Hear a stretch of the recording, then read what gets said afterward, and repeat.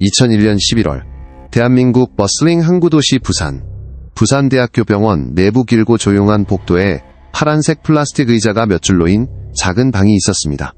이곳은 혈액학과의 검사 결과 대기실입니다. 의자 위에는 펼쳐진 채 놓인 여성 잡지와 그 옆에 식어버린 차 한 잔이 놓여 있었습니다. 그것이 42세의 주부 최은희 씨의 마지막 흔적이었습니다.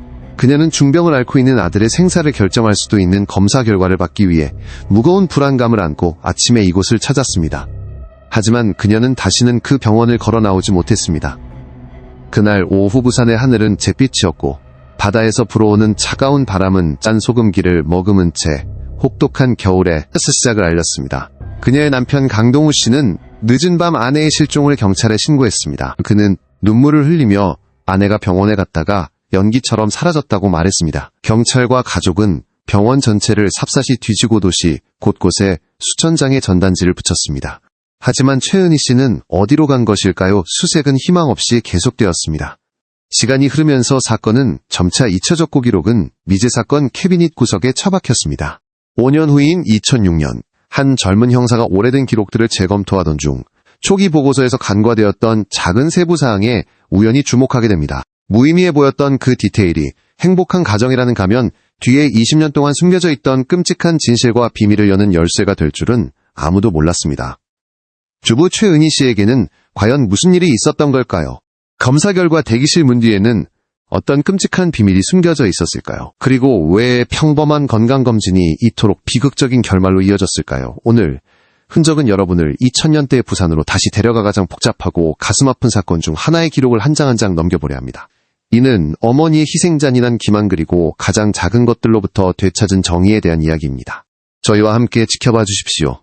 마지막 진실은 여러분을 경악하게 할 것입니다. 2000년대 초반 한국은 금융위기를 극복하고 힘차게 발전하던 사회였습니다. 2000년 월드컵이 다가오면서 국민 전체의 자부심과 낙관론이 가득했습니다. 경제는 성장했고 한류 문화가 아시아 전역으로 퍼져나가기 시작했습니다. 당시 기술은 초고속 인터넷의 폭발적인 성장과 휴대폰의 보급을 목격했지만 여전히 대부분은 단순한 폴더폰이었습니다. 포럼과 채팅 서비스를 통한 온라인 소통이 젊은 세대의 삶의 일부가 되기 시작했지만 중년 세대에게 사회적 관계는 여전히 주로 직접적인 만남을 통해 이루어졌습니다. 대한민국 제2의 도시인 부산의 삶은 항상 활기차고 분주했습니다.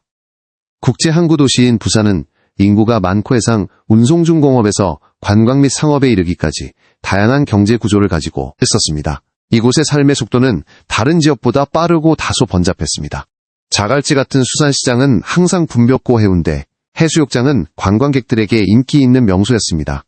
그러나 이러한 화려함 이면에는 빽빽한 주거지역구 물구불한 언덕길 그리고 평범한 사람들의 삶이 온갖 걱정과 함께 계속되는 작은 골목들이 있었습니다. 2001년의 보안 시스템은 많은 발전을 이루었지만 여전히 큰 한계가 있었습니다. CCTV는 아직 보편화되지 않았고 은행 대형 쇼핑몰 정보 기관에만 설치되었습니다. 병원, 공원, 주거 지역과 같은 공공장소에는 감시 시스템이 거의 없어 수사에 많은 사각지대를 만들었습니다.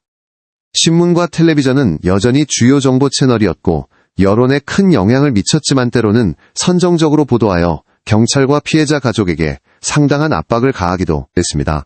사회 문화적으로는 여전히 가족의 가치가 최우선시되었습니다.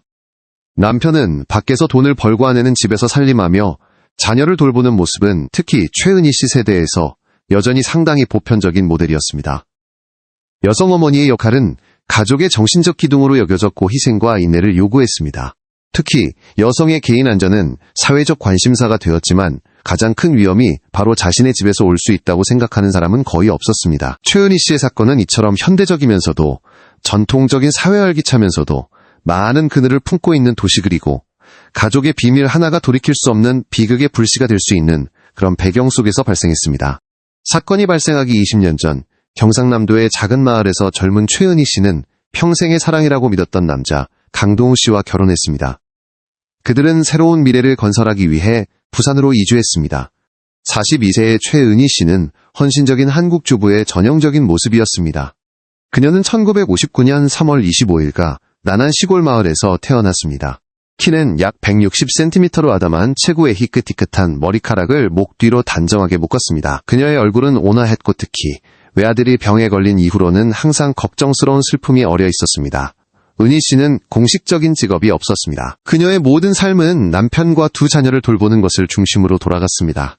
그녀는 조용하고 내성적이며 매우 정이 많은 여성이었습니다. 그녀의 취미는 가족을 위해 맛있는 음식을 요리하고 집 앞에 작은 화단을 가꾸는 것이었습니다. 친구는 많지 않았고 가끔 대화를 나누는 이웃 몇 명이 전부였습니다. 은희 씨에게 가족은 전부였습니다. 그녀의 삶의 가치관은 매우 단순했습니다. 남편과 자녀가 평안하고 행복하다면 그녀는 모든 것을 희생할 준비가 되어 있었습니다. 그녀의 현재 가족은 남편 강동우 씨 45세를 포함합니다. 그는 운송회사에서 관리자로 일하며 가족의 주된 경제적 기둥이었습니다. 동우 씨는 이웃과 친척들에게 성실하고 책임감 있는 남자로 묘사되었지만 때로는 다소 가부장적이고 성미가 급했습니다. 부부관계는 겉으로는 평온해 보였지만 가까운 사람들은 때때로 그들 사이에 보이지 않는 긴장감을 느끼기도 했습니다. 그들에게는 두 자녀가 있었습니다. 큰딸 강수진 19세는 대학교 1학년이었고 강하고 솔직하며 어머니를 매우 사랑했습니다. 막내 아들 강민호 17세는 고등학생으로 은희 씨의 희망이자 가장 큰 걱정거리였습니다. 최근 몇 년간 민호는 백혈병, 즉 혈액암 진단을 받았습니다. 가족의 재정 상황은 상당히 빠듯했습니다. 강 씨의 월급은 생활비와 민호의 비싼 치료비를 감당하기에 겨우 충분했습니다. 그들은 부산 사하구의 중산층 주거지역에 있는 작은 집에서 살았습니다. 최근 은희 씨의 건강은 아들을 밤새 간호하고 그의 병세에 대한 걱정으로 다소 쇠약해졌습니다. 그녀의 운명적인 계획은 민호에게 적합한 골수 기증자를 찾기 위한 검사였습니다. 의사들은 그에게 가장 좋은 치료법은 골수 이식이며 가족 구성원이 가장 유력한 후보라고 말했습니다. 은희 씨는 한치의 망설임도 없이 자신이 첫 번째로 검사를 받기로 결정했습니다. 그녀는 자신의 골수가 아들과 일치하여 자신의 몸 일부로 아들을 살릴 수 있다는 강한 희망을 품었습니다. 그녀는 이것이 어머니의 당연한 소명이자 책임이라고 생각했기 때문에 이 결정에 대해 남편과 많이 상의하지 않았습니다. 운명의 날 아침 그녀는 온 가족을 위해 푸짐한 아침 식사를 준비했습니다. 그녀는 딸 수진에게 남동생을 잘 돌봐달라고 당부했습니다. 그녀가 딸에게 전화로 남긴 마지막 말은 엄마 지금 병원에서 결과 기다리고 있어. 엄마를 위해 기도해줘. 였습니다. 순수한 모성애에서 비롯된 그 행동이 그녀를 비극의 막다른 길로 이끄는 마지막 발걸음이 될 줄은 아무도 예상하지 못했습니다. 그리고 그 차가운 대기실에서 일어난 일은 수년이 지나도록 영원한 미스터리로 남게 됩니다. 운명의 날 2001년 11월 20일 화요일, 부산은 흐린 날씨로 하루를 맞았습니다. 하늘은 구름으로 가득 찼고 기온은 낮았으며 바다에서 불어오는 차가운 바람이 공기를 더욱 스산하게 만들었습니다. 강씨 가족에게 이날은 희망과 불안이 가득한 매우 중요한 날이었습니다. 이른 아침 6시경, 최은희 씨는 잠에서 깼습니다. 그녀는 조용히 아침 식사를 준비했고 남편과 아이들이 좋아하는 김치찌개를 끓였습니다. 그녀는 병으로 창백해진 얼굴로 잠든 아들을 보며 가슴이 미어졌습니다. 집을 나서기 전 딸 수진과의 대화는 오직 민호를 돌봐달라는 당부뿐이었습니다.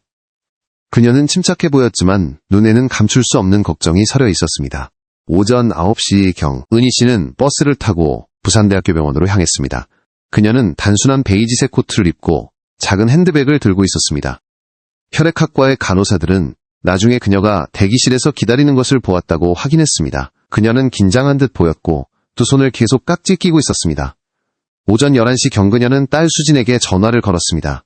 그녀는 의사 선생님이 1시간쯤 뒤에 최종 결과가 나온다고 하셨어. 여기서 기다리고 있어. 너는 집에서 동생 잘 보고 있어. 라고 말했습니다. 그것이 그녀가 가족과 나눈 마지막 연락이었습니다. 오후 1시, 2시, 3시가 지났습니다. 은희 씨와의 모든 연락은 두절되었습니다. 그녀의 전화는 울리지 않았고 전원이 꺼져 있어 라는 안내만 나왔습니다. 첫 번째 이상 징후는 오후 5시경 딸 수진에 의해 감지되었습니다. 그녀는 어머니에게 여러 번 전화했지만 받지 않자 불길한 예감이 들었습니다. 그녀는 당시 아직 회사에 있던 아버지 강동우 씨에게 전화했습니다. 그는 놀란 척하며 아내에게 다시 전화해보겠다고 말했습니다. 저녁 7시 경강 씨는 걱정스러운 표정으로 집에 돌아왔습니다. 그는 아이들에게 엄마와 연락이 닿지 않는다고 말했습니다. 공황 상태가 집안을 덮치기 시작했습니다. 밤 9시 몇 시간의 희망 없는 기다림 끝에 강 씨와 수진은 병원으로 찾아가기로 결정했습니다. 그들은 간호사 보안 요원에게 물어보고 모든 병동을 찾아다녔지 만정호 이후 은희 씨가 어디로 갔는지 아는 사람은 아무도 없었습니다. 대기실의 광경은 이제 텅 비어 있었습니다. 잡지는 의자 위에 펼쳐진 채엿 고차는 이미 식어 있었습니다. 극심한 공포가 수진을 덮쳤습니다. 그녀의 아버지 강 씨는 망연자실하고 혼란스러워 보였습니다. 그는 아내와 함께 병원에 오지 않은 것을 계속해서 자책했습니다. 그의 반응은 지극히 걱정하는 남편의 것이었습니다. 그날 밤 가족과 몇몇 친척들의 작은 수색이 시작되었습니다. 그들은 은희 씨의 몇 안 되는 지인들에게 전화를 걸었지만 아무런 정보도 없었습니다. 경찰에 신고하기로 결정한 것은 밤 11시경 가족의 모든 수색 노력이 허사로 돌아간 후였습니다. 강동우 씨 자신이 사경찰서에 전화를 걸었습니다. 이때는 은희 씨가 대기실에서 마지막으로 목격된 지 거의 12시간이 지난 후였습니다. 흔적과 증인을 찾을 골든타임은 안타깝게도 놓쳐버렸고 부산의 밤의 어둠은 불행한 여인에 대한 모든 단서를 삼켜버린 듯했습니다. 자정이 지난 직후 부산의 베테랑 형사 박민수 경감이 이끄는 수사팀이 부산대학교 병원에 도착했습니다. 검사 결과를 기다리러 갔다가 실종된 주부에 대한 초기 보고를 듣고 박 경감의 첫 반응은 회의적이었습니다. 그는 아들의 병세에 대한 압박감으로 인한 가출일 가능성이 있다고 생각했습니다. 수사팀은 현장 즉 혈액학과 대기실과 복도를 조사하기 시작했습니다. 그러나 너무 많은 시간이 흘렀고 많은 사람들이 지나다녀 현장은 거의 가치가 없었습니다. 가족이 묘사한 세부사항 외에는 은희 씨의 개인 소지품은 아무것도 발견되지 않았습니다. 경찰은 강 씨의 집도 수색했습니다. 집은 깔끔해 구워 지럽혀지거나 다툰 흔적은 없었습니다. 오시어권색의 저축 등 은희 씨의 모든 개인 소지품은 옷장에 그대로 있었습니다. 감식팀은 이상한 흔적을 찾으려 했지만 실패했습니다. 모든 정황은 은희 씨가 아침에 평소처럼 집을 나섰고 멀리 떠날 의도는 없었음을 시사했습니다. 가족 면담은 즉시 진행되었습니다. 비통한 남편 역할을 하던 강동우 씨는 아내와 자신의 일정에 대해 상세하게 진술했습니다. 그는 하루 종일 회사에 있었다는 확실한 알리바이가 있었고 이는 여러 동료에 의해 확인되었습니다. 딸 수지는 큰 충격에도 불구하고 어머니와의 마지막 통화에 대해 명확하게 진술하려 애썼습니다. 부녀의 진술에는 모순이 없었습니다. 경찰은 또한 은희 씨의 신상에 대해서도 조사했습니다. 그녀는 빚도 없었고 복잡한 사회관계도 없었으며 정신질환 병력도 없었습니다. 그녀의 삶은 오직 가족을 중심으로 돌아갔습니다. 수사는 병원과 피해자의 집 주변 지역으로 확대되었습니다. 경찰은 택시 기사 버스 기사 상점 주인들을 탐문했지만 그날 은희 씨와 같은 인상착의의 여성을 본 것을 기억하는 사람은 아무도 없었습니다. 그녀의 몇 안 되는 친구와 이웃들도 조사를 받았습니다. 그들은 모두 그녀를 착하고 말수가 적으며 가족에게 헌신적인 여성으로 묘사했습니다. 아무도 그녀가 자발적으로 떠났을 것이라고 믿지 않았습니다. 대규모 수색이 조직되었습니다. 수백 명의 경찰과 자원봉사자들이 공원의 안가 그리고 인근 산들을 삽사치 뒤졌습니다. 그녀가 사고를 당했거나 자살했을 가능성에 대비하여 잠수팀도 동원되어 강과 항구를 수색했습니다. 그러나 몇 주가 지나도 아무런 흔적도 발견되지 않았습니다. CCTV 분석은 거의 결과를 내지 못했습니다. 2001년 부산의 CCTV 시스템은 매우 드물었습니다. 병원은 여러 출입구가 있는 거대한 복합단지였고 모든 지역을 포괄하는 카메라는 없었습니다. 경찰은 단지 은희 씨가 병원에 들어간 것만 확인할 수 있었을 뿐 그녀가 떠나는 모습이 담긴 영상은 없었습니다. 금융거래조사 역시 막다른 골목에 부딪혔습니다. 그녀의 은행 계좌에는 아무런 거래가 없었습니다. 잘못된 단서들이 많이 나타났습니다. 한 제보자는 은희 씨와 닮은 여성이 서울행 기차에 타는 것을 보았다고 했지만 확인 결과 다른 사람이었습니다. 근처 공원에서 발견된 스카프가 증거물로 제시되었지만 딸은 그것이 어머니의 것이 아니라고 확인했습니다. 수사는 점차 교착 상태에 빠졌고 경찰은 세 가지 주요 가설에 기울기 시작했습니다. 가설 1차 발적 가출.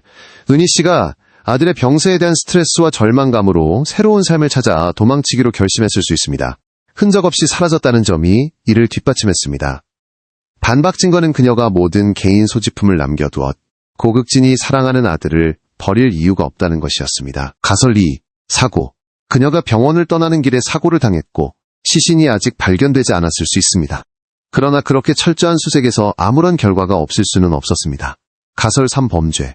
그녀가 무작위 납치 사건의 희생자일 수 있습니다. 그러나 가족에게는 어떤 몸값 요구 전화도 없어 고현장에는 공격의 흔적이 없었습니다. 이 사건은 병원에서 미스터리하게 사라진 주부라는 제목으로 언론에 대서특필되었습니다. 여론은 동정심을 표했지만 은희 씨에게 애인이 있었고 그와 함께 도망쳤다는 악의적인 소문도 적지 않았습니다. 이러한 소문들은 딸 수진의 마음에 비수처럼 꽂혔고 병상에 있는 아들의 심리에도 심각한 영향을 미쳤습니다. 강씨 가족은 상실의 고통과 언론의 압박 그리고 수사의 무력감에 시달리며 지옥 같은 나날을 보냈습니다. 강동우 씨는 때때로 텔레비전에 나와 울면서 아내가 돌아오기를 간청했습니다. 5년이 흘렀습니다. 최은희 씨의 사건은 부산경찰청의 수백 건의 미제 사건 파일 중 하나가 되었습니다. 박민수 경감은 은퇴했습니다. 강 씨 가족의 삶에는 많은 비극적인 변화가 있었습니다. 아들 강민호 군은 적합한 골수 기증자를 찾지 못한 채 오랜 투병 끝에 어머니가 실종된 지 2년 만에 세상을 떠났습니다. 슬픔 위에 슬픔이 겹쳤습니다. 강동우 씨는 호라비로서 딸을 혼자 키우며 삶을 계속했습니다. 딸 강수진은 이제 강인한 법대생이 되었습니다. 어머니와 남동생을 잃은 슬픔은 그녀를 강인한 사람으로 만들었고 그녀는 결코 진실을 찾으려는 희망을 포기하지 않았습니다. 그녀는 계속해서 경찰청에 어머니의 사건을 재수사해달라는 청원서를 보냈습니다. 2006년 봄, 수진의 노력은 마침내 결실을 맺었습니다.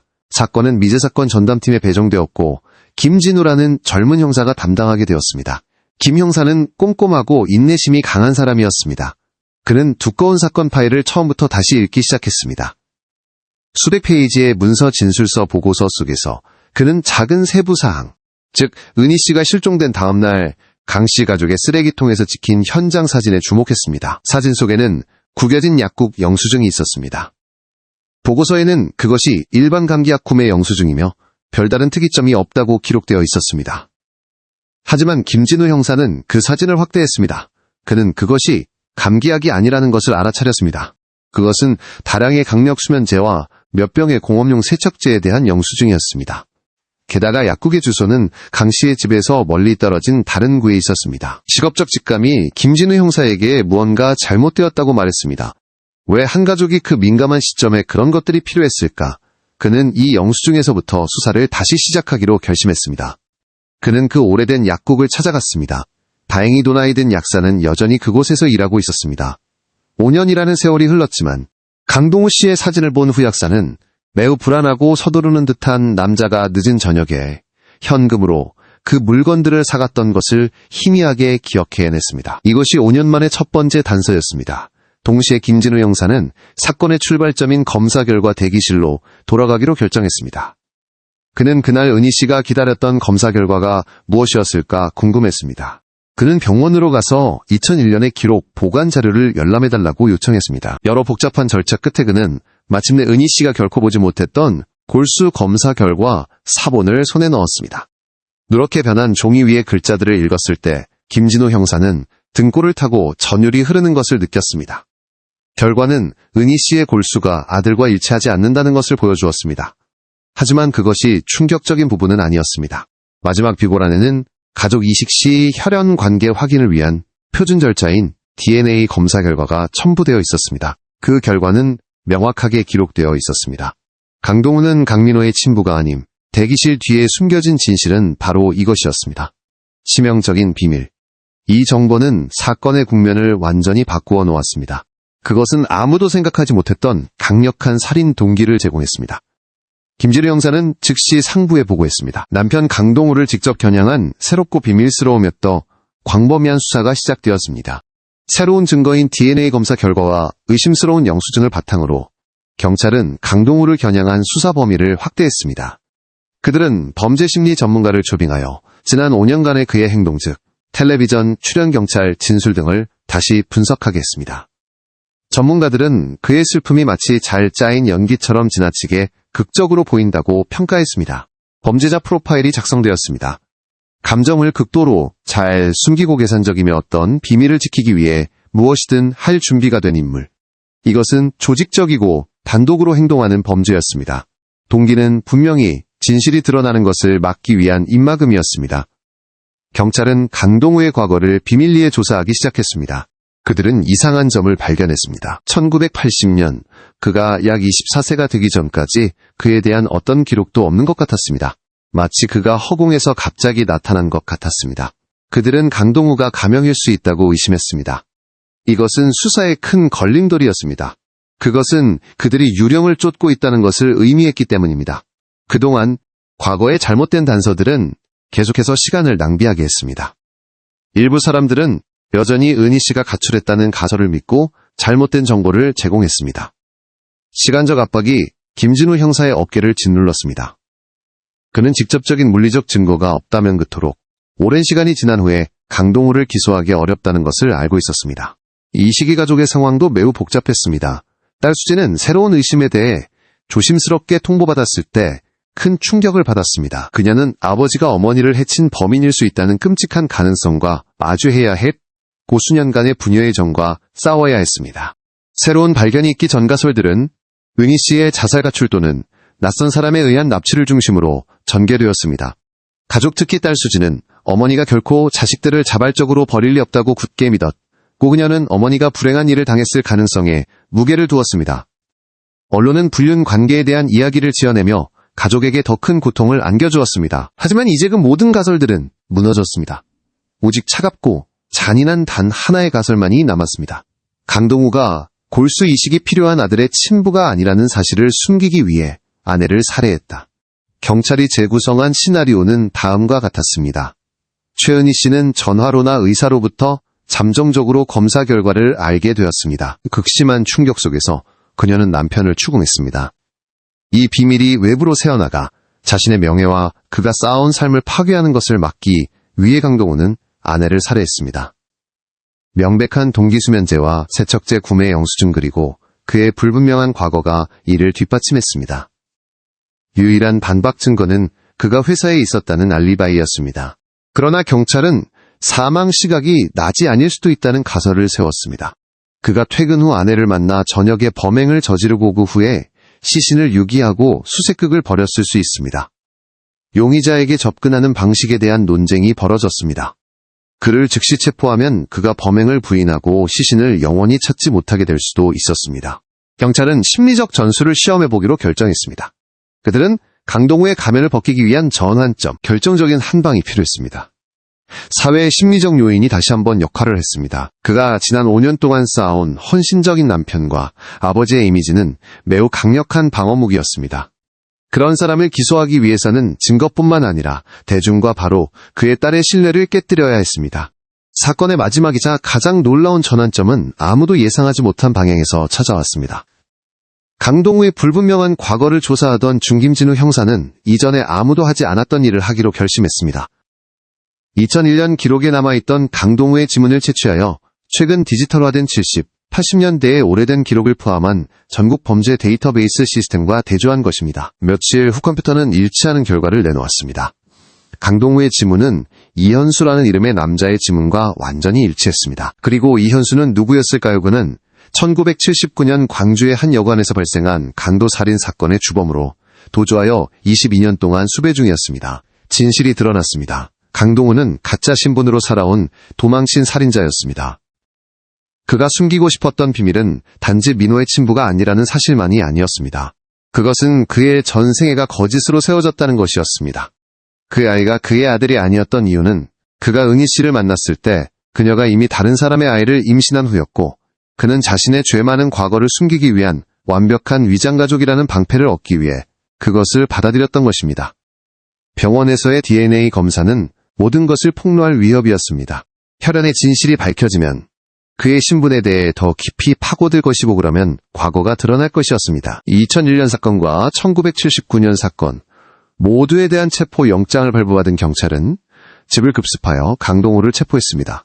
자신의 진짜 신분에 대한 증거와 마주한 이현수 즉 강동우는 완전히 무너졌습니다. 그는 더 이상 부인할 길이 없다는 것을 알았습니다. 그는 모든 범행을 자백했습니다. 그는 운명의 그날 아내가 검사 결과에 대해 전화로 알리고 의심하기 시작하자 퇴근 후 외딴 곳에서 그녀를 만나기로 약속했다고 말했습니다.